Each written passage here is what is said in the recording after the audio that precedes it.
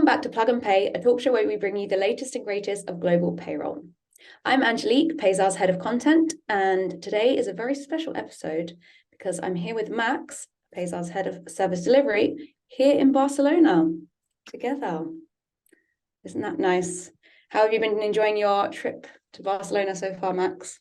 Thanks, Angelique. It's good to be back on another episode, and it's been amazing meeting the team here, including you and the others here in Barcelona, and strategizing together with Trevor and Mark for the next year and years onwards. And we have a lot of great things to share on global payroll. But today we'll stick to another topic, I believe, Angelique. Yes, that's right. We've actually done another poll, or you did another poll recently. So we wanted to talk about controls. We did mention in the last episode that we'll be going from kind of risks leading onto controls. So we're going to be talking about the standardization of controls. So if you want to share with us the question that you asked and the answers and the results, please, Max. Sure. I think these pollings on LinkedIn are very insightful and help to benchmark the global payroll operations of the network against other peer organizations. So this time the poll was about how do you rate the standardization of your global payroll controls? And the voters had four different answers to choose from. The first one was 25% or lower. So that means they have 25% of their controls standardized across their scope or less. The second option was 25% up to 50%. The third option was 50% up to 75%. And the last option was 75% or more. Now, what the results show is that 32% of the respondents, and we had quite a few of them, rate their standardization either 50% or lower, which then, of course, also means that 68% indicated they have 50% or higher. So those were the results of this poll. Quite a different span across the people who participated in the polling question, Angelique.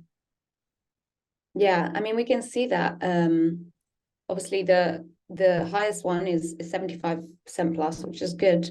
But it looks like kind of on average, it's only around half of them. So I'm quite surprised by that. But obviously, from your experience, would you also be surprised by that, or how would you be voting in this poll yourself from your experience? Yeah, it's interesting, right?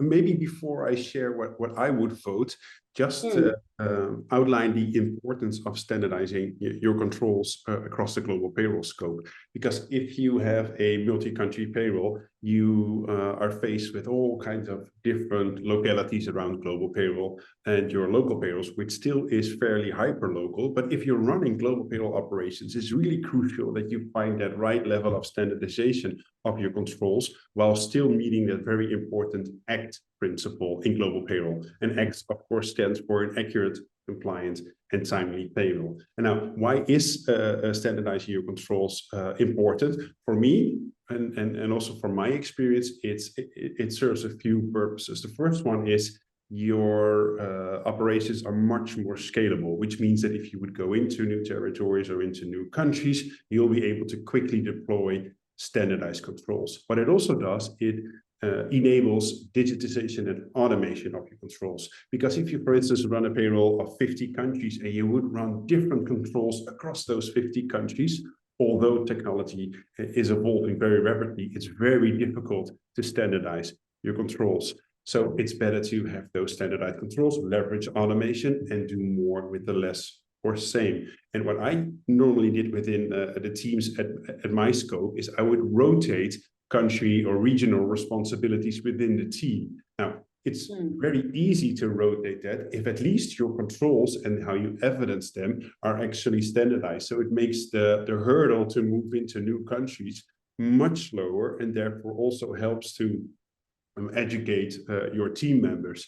And as you are rotating scopes within the team, by handing over one control or one scope to the other person, they can then, with a fresh look at how you've been operating the controls and see if it still meets the standards. And probably the third reason of why you would want to standardize controls is that you're always audit ready. So whenever there is an external statutory audit or a financial audit or just an internal audit that looks after risk and mitigation, you have a very standardized and good storyline where you would standardize your controls. Now, standardization of controls is perfect, but as I mentioned, payroll is still hyper local. So what you'll need to do is to find that balance of I design controls in a standardized way, but I might deploy them with nuances within the local payroll environments. Now, you also asked me what in your experience, what would you have voted? So I would have voted 75% plus, because I always strive for at least 80% standardization. And in my experience, reaching 80% is really feasible. And typically when I started a new global payroll manager gig, it took me around a year to reach that level of standardization, went through a lot of change with the team, but ultimately everybody, internal stakeholders, the team members, external stakeholders, really underpins the importance of standardizing your controls. Absolutely. And what would you say is the thing that's stopping people from standardizing more? I know you said it's difficult, but why is everyone not reaching that 80%, do you think, of standardization? It's a very good question. So I haven't spoken to everyone in the world, Angelique, but I have spoken to a lot of other global payroll managers and peers. So there's a few factors that play into kind of resistance to standardization. One is I have always done it this way. So it's kind of a resistance to change. And, I'm doing great stuff here. My payroll's always right. So why would you bother with levels of standardization? So it's an education piece, especially internally with the payroll teams, coordinators, leads, managers to really let them understand the why of standardizing controls. Because if you would indeed standardize, you could digitize and automate, and therefore less manual spreadsheets, less processes that are prone to error, less findings in audit results, and all of that creates work. And the workload within local, global, regional payroll is already extremely high. So if you can take away some of that pain, you have a great gain. And an example I had an APAC lead, great personality, by the way, who also was kind of resistant to this change. And then I said to her, let's start in March of that year. And then by the time in December, I want you to be able to take 2 or 3 weeks of leave. And she was just like silent. She said, I've never had any leave. And I said, in addition to you having leave, you leave your laptop at home. She was like, no way. No way. I said, well, that's the reason why we go standardize our controls. And of course, there was more involved, laying down processes, practices. But said, that's why we can standardize controls. Because you say, you run the December payroll for me.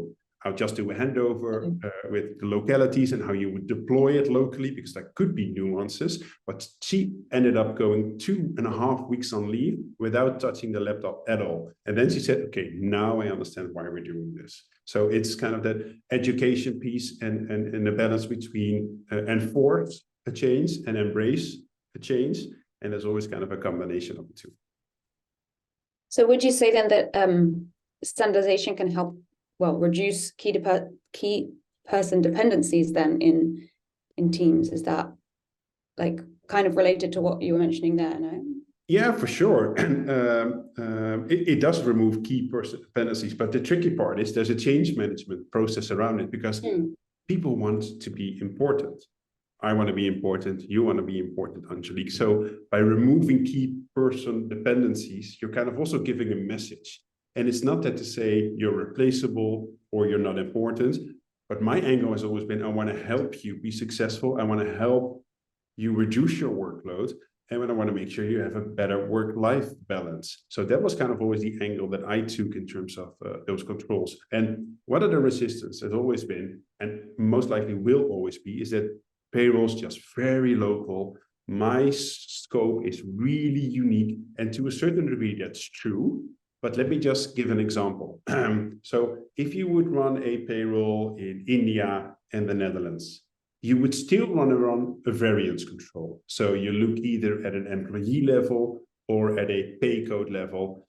So summed up, aggregated to see what are the variance period over period, and can I actually justify this variance. That control can be standardized in its design. However, how you deploy it might be different. So in this example, like the Netherlands payroll might be 20 employees. You could do an employee level variance because it's just 20 employees. And you might even do 100% variance control. Wherever if you might do India and you process 5,000 employees, you can't do 5,000 times 100 different variances, right? And you might even set a materiality threshold. So while you still do a variance, you still evidence it in the same way. The way that you operate it can touch on the local nuances. Similar to like if you would do your pre-payroll controls and you would check all the different data elements that flow into a payroll, like of course, those will be different because in one country you need this data point, and in another country you need that data point. But the way that data flows, the way that the data is checked, the way that the data is verified and transformed could be the same. So therefore, always balance kind of global standards and local nuances. And you know, one of the quotes I always gave is, I need to look at, is like a control is only a control if it's evidenced and auditable. Because actually you have a lot of payroll folks, and kudos to them, who work day and night to make sure the payroll's correct. They run reports, do checks and balances, but I say, that's great, awesome, you do that. But if I would go in 6 months from now, and I would ask you this payroll, and we're now in, what is it, December, right? And I would ask you, okay, the payroll that you did in June, can you evidence to me how you validated the results were okay? You can't say to an auditor, yeah, I read a few reports, they were all great, ticking and tying, but crossing the T's, dotting the I's, everything was okay, but I can't show you. Then they say, well, you didn't review the process and the results because it's not evidence, it's not auditable. True, I can see why. And what would you say then is, for the people that do want to improve the level of their standardization of their controls, where to start? What would be your... Yeah, great question. I've actually been asked this question a lot of times. So normally you would want to theoretically start with list down your risks, assess the risk, map the risk in terms of materiality, and then design a risk response, which leads into a control, but that's typically not the reality. So what I usually say is list all the controls that you're currently doing, and note down the level of effort of doing it. Note down what kind of risk you're trying to mitigate. Start with what you already have and do that kind of on a global basis. You will typically find out that you have a lot of similarities between the controls. It's just not operated or designed in a standardized way. So by also letting people explain what they currently do and not necessarily saying that it's wrong, but you should only operate a control if it mitigates a risk, because that's what the control is about. I believe in the other podcast we said, right, the analogy of my kids, right? Want to be on time in school, so a risk is you sleep over, you need to set an alarm. That's a risk, right? So that's why you set an alarm. Look at it the same way as a control. If something happened 2 years ago, which led to an error, typically the response from payroll people is, we'll run an additional report of that one error that happened 2 years ago. And that stacks up over time. So you'll be running all kinds of controls because something happened at some point in time. So I'll say, start with what you have, review it, list it down, and then collaboratively across the scope, review it, and then reach levels of standardization. And payroll in many ways is never a revolution, it's always a marathon, an evolution, right? And evolution. It's not a sprint, it's a marathon. So take it slow, but reach the end goal. Definitely. I think that's some really good advice. Thank you, Max. So yeah, other than controls, is there anything else that you wanted to share this week other than the poll, something interesting that's that you've had or experienced in the payroll space?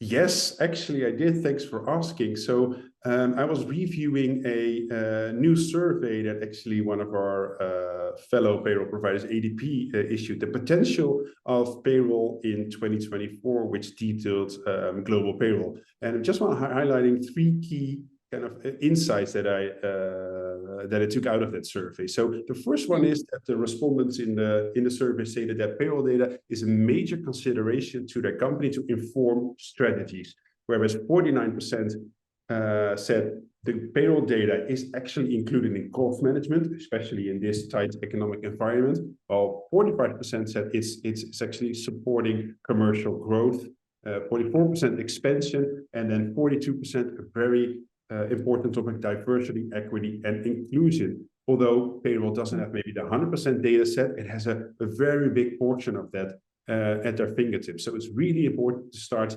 analyzing your data, and that you deploy the tools to unlock the global payroll data and what we sit on. So it's actually of real strategic importance, Angelique. And then the next one I wanted to share was around the average time that the internal IT resources spent on managing data flows between business systems, so HR, time and attendance, benefit systems, all of that, everything that rolls up to payroll, that they spent every week per country. So every week per country.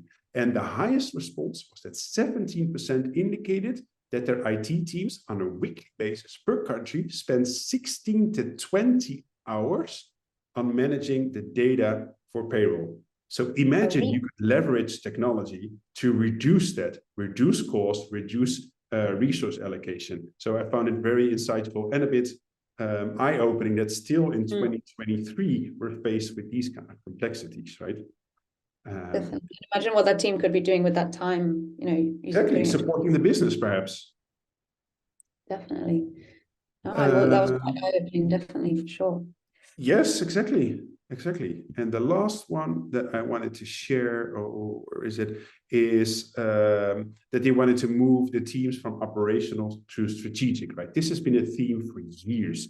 And in this survey, 62% reported that they're reviewing how to do more with fewer people.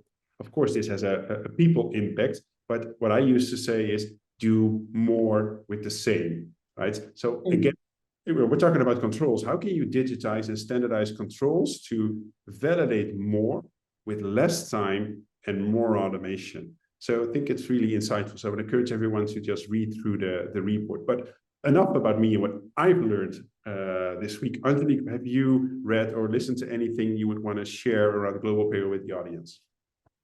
Yeah, I did actually. I mean, I guess it's a little bit of a pays art plug, but actually our webinar that we did the other day with Tim Kelsey was really eye-opening for me, because it was about some tips and tricks for year end, and he actually went into detail about various different countries, which was for me, who's still fairly new to the payroll space, was really surprising to see how much it can differ from one to the other, and how crazy this time of year is for all you payroll folks. So that was definitely my weekly eye-opener.